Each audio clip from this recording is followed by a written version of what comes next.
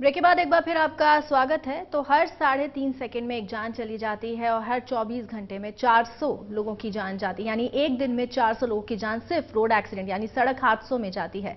आंकड़े जो हैं वो बेहद चौंकाने वाले हैं। हालांकि परिवहन मंत्री नितिन गडकरी का ये कहना है कि कदम उठाए जा रहे हैं ताकि कम किया जा सके इन आंकड़ों को, लेकिन आखिर क्या वजह है और क्या कुछ कदम उठाए जा सकते हैं, इस पर ज्यादा चर्चा के लिए हमारे साथ स्टूडियो में मेहमान मौजूद हैं। रामनिवास शर्मा जी मौजूद हैं, सामाजिक कार्यकर्ता हैं। इनसे हम इस बारे में चर्चा करेंगे, जानेंगे कि आखिर क्या कुछ वजह है, क्या अनदेखी की जाती है, लापरवाही होती है ट्रैफिक नियमों के पालन में, क्या एक ये वजह भी हो सकती है जो सड़क हादसे हो रहे हैं उन्हें लेकर। साथ ही हमारे साथ वेदांत कौशल जी भी मौजूद हैं, सीनियर रोड सेफ्टी ऑफिसर हैं। उनसे जानेंगे कि आखिर क्या कुछ सामने आता है दिन प्रतिदिन, उनके सामने क्या कुछ ऐसी बातें सामने आती हैं, क्या लापरवाही होती है, उल्लंघन होते हैं ट्रैफिक नियमों के, वो भी जानेंगे।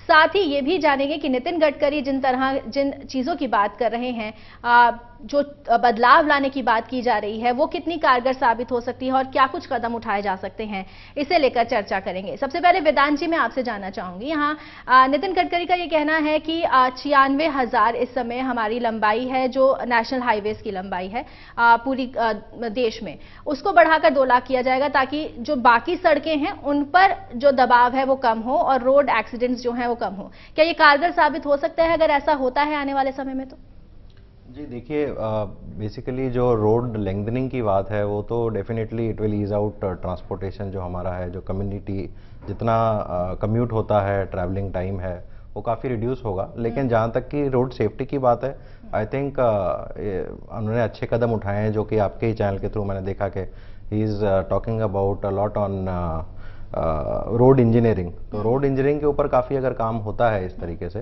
तो, और अच्छे फंड्स हमें मिलते हैं जिसके थ्रू हम एक इंडिपेंडेंट बॉडी बना पाते हैं जो रोड सेफ्टी ऑडिट करेगी बेसिकली, और जो एक्सीडेंट पॉइंट्स को लोकेट करेगी जहाँ पे मोस्टली एक्सीडेंट्स होते हैं। अगर उस एक्सीडेंट को एनालाइज करें, उस पॉइंट को एनालाइज करके हम लोग एक रिपोर्ट सबमिट करते हैं कि वहाँ पे एक स्पीड ब्रेकर की ज़रूरत है, या वहाँ पे एक स्प्रिंग कोन की ज़रूरत है, या वहाँ पे रमलर स्ट्रिप की ज़रूरत है, तो मेरे ख्याल से वो जो पॉइंट्स होंगे वो काफ़ी कारगर साबित होंगे। और जो उद्देश्य है रोड लेंथनिंग का, हाईवेज लेंथनिंग का, वो एक एज अ होलिस्टिक और एज अ बहुत अच्छे तरीके से आएगा, जिसको हम काफ़ी सेफ हाईवेज का जो सड़कों की दशा है पहले उसे सुधारने की बात यहाँ की जा रही है और उसके बाद फिर आगे जो हाईवेज हैं उनको सुधारा जाए, उनको बढ़ाया जाए, ऐसी बात की जा रही है। जी। रामनिवास जी, आपसे ये भी जानना चाहूंगी मैं कि जिस तरह से सबसे ज्यादा मामले सामने आते हैं 2 पहिया वाहनों के एक्सीडेंट होने के, और उसमें सबसे ज्यादा जाने जाती हैं, लेकिन जो सबसे ज्यादा यहाँ मामले ये भी सामने आते हैं कि लोग नियमों की अनदेखी करते हैं, नियमों का पालन नहीं करते। देखिए ऋचा जी, बहुत सोचने का विषय है। जिस तरह से आपने आंकड़े दिखाए, जिस तरह से आपकी रिपोर्ट जो बता रही है कि हर रोज 400 मौत, बहुत बड़ा आंकड़ा, ये छोटा आंकड़ा नहीं है। अब सोचने की ज़रूरत है, सोचने की ज़रूरत सरकार को भी है, सोचने की ज़रूरत बुद्धिजीवियों को भी है, और सोचने की ज़रूरत आम जनता को भी है। क्योंकि आज जो ये इतनी बड़ी एक्सीडेंट हो रहे हैं उसका कारण चाहे कुछ भी हो, कई कारण हो सकते हैं, एक कारण अकेला नहीं हो सकता, कई तरह के कारण होंगे, परंतु आज ये ऐसा क्यों हो रहा है, इसके पीछे सबसे पहले तो मैं कहूँगा चाहे गलती किसी की भी हो, रोड एक्सीडेंट तो आखिर हो ही गया ना, मौत तो किसी न किसी की हो रही है, और अकेली मौत नहीं है। आपने जैसे रिपोर्ट में दिखाया तो मौत से ज़्यादा 4 गुना ऐसे हैं जो घायल हो जाते हैं। तकरीबन 1,40,000 के आसपास आपने 1 साल की मौत दिखाई, तो 4-4.5 लाख रुपए के आसपास के आपने ये दिखा रहे थे कि हर हादसे हो जाते हैं। वो भी और चिंता का विषय है, किसी की टांग टूट जाती, किसी की बाजू टूट जाती, किसी का सिर फूट जाता है, कोई बाद में जाके मौत भी हो जाती है किसी की, उस टाइम नहीं होती। तो ये बहुत चिंता का विषय है। इस विषय के बारे में गहन विचार करने की जरूरत है और एनालिसिस करने की जरूरत है, आम राय लेने की जरूरत है कि ये आखिर कारण क्या है। इन कारणों की हम बात करें, पहला तो कारण चाहे कुछ भी हो, एक तो सरकार को एक काम जरूर करना चाहिए, किसी की मौत हो चाहे एक्सीडेंट हो जाए, उसके लिए जिम्मेदार चाहे कोई भी हो, उसका नजदीक के हॉस्पिटल की रेस्पॉन्सिबिलिटी होनी चाहिए कि उसका इलाज करे, और इलाज करे फ्री में करे। क्योंकि मुझे नहीं पता कि मेरा एक्सीडेंट होगा, मैं 10,000 रुपये जेब में डाल के चलूं, मेरे पास कोई पैसा नहीं है, कुछ नहीं है, ना मेरे घर में पैसे हैं, मेरा एक्सीडेंट तो आखिर होएगा ना, उसमें चाहे गलती किसी की भी हुई हो रोड की वजह से।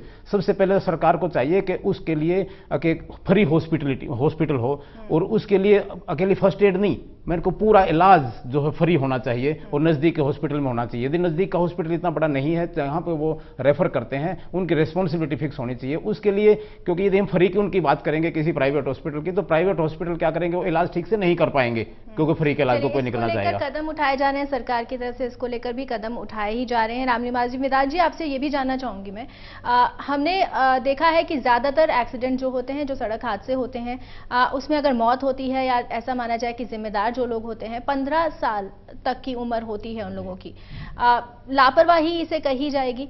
एक वजह यह भी होती है कि जिस तरह से लगातार सड़क हादसे बढ़ते जा रहे हैं, नियमों की अनदेखी जो हो रही है, ट्रैफिक रूल्स जो हैं उसका पालन जो है वो नहीं हो रहा, उल्लंघन जो है वो लगातार हो रहा है। अभी हाल फिलहाल में दिल्ली में भी एक इसी तरह का हादसा सामने आया था, जहां एक कार चालक जो था वो नाबालिग था और एक व्यक्ति की उसमें मौत हो गई थी। तो इस तरह के सड़क हादसे भी सामने आते हैं कि चलाने चालक जो है केवल वो उसकी मौत नहीं होती है, जो सड़क पर चलते लोग हैं वो भी हादसों का शिकार होते हैं। डेफिनेटली। तो इसमें हम ही लोगों को मिलके कंट्रोल करना है बेसिकली। पुलिस अपना काम जितना वो कर पा रहे हैं, जितना ही वो इन्फोर्समेंट कर पा रहे हैं, जो कि लिमिटेड दायरे के अंदर वो लोग काम कर पा रहे हैं इस समय, जो कि हमारे मोटर व्हीकल एक्ट है, पिछले 70 साल पुराना एक एक्ट बना हुआ है, 50 साल पुराना एक एक्ट बना हुआ है, जिसको रिफ्रेश करने की ज़रूरत है। वो मेरे ख्याल से सरकार ऑलरेडी उस पर काम करनी है। शायद उसको और एक फास्ट फॉरवर्ड मोड में डाल दें, कुछ फेजेज में उसको लॉन्च कर दें। कहीं पे कोई चैलेंज आ रहा है तो may be phase 1, phase 2, phase 3 में उसको लॉन्च कर दें। फेज़ 1 में एक तरीके के चलान पावर को एक्सटेंड कर दें, फेज़ 2 में रोड सेफ्टी को लेके ऐड कर दें, फेज़ 3 में जो भी रोड से ट्रांसपोर्टेशन रिलेटेड लोग हैं उनको भी उस दायरे में लाया जाए, जो कि एक बहुत बड़ा रोड सेफ्टी एक्ट है। It is a very comprehensive 1300 pages का एक एक्ट है।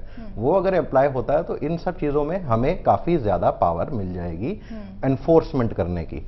रहा सवाल अवेयरनेस का, तो अवेयरनेस हम लोगों को स्कूल से स्टार्ट करनी पड़ेगी। एज दे से कैच देम यंग, तो हमें बच्चों को वहाँ से स्टार्ट करना पड़ेगा। जैसे कि रामनिवास जी काम करते हैं एनजीओ संस्था के साथ, इस तरह की पुलिस पब्लिक पार्टिसिपेशन हमको लेना पड़ेगा, क्योंकि आज की तारीख में हमारे पास फोर्स लिमिटेड है, ऑफिसर्स लिमिटेड हैं, बजट्स लिमिटेड हैं, बट ऐसे कई लोग हैं, कई संस्थाएं जो आगे आना चाहती हैं। क्यों ना हम उनको बढ़ावा दें, उसमें there is no cost which is involve.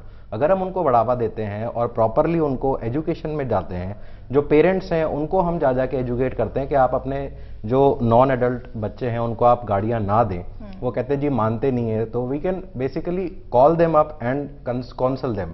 अगर हमारा आज लॉ उनको चलान करने पे कहीं रिस्ट्रिक्शन है, तो हम एटलीस्ट उनको हमारे ट्रैफिक ऑफिस में बुला के, चलान जब होता है एक बच्चे का, एक उसकी गाड़ी इंपाउंड करी जाती है, इंपाउंड करने के बाद उसके पेरेंट्स को बुलाया जाए, उनसे एक शपथ पत्र पे साइन किया जाए, उनसे ये एग्रीमेंट लिया जाए कि वो आज के बाद कम से कम 18 साल तक, जब तक बच्चा ना हो, उसको गाड़ी नहीं देंगे।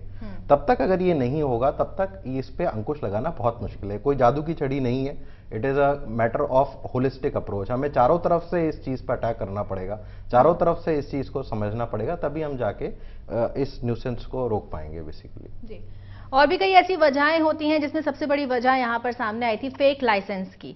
क्या वो एक बहुत बड़ी वजह होती है इस तरह के हादसों की? इस पर भी चर्चा करेंगे, लेकिन एक छोटे से ब्रेक के लिए रुक रहे हैं।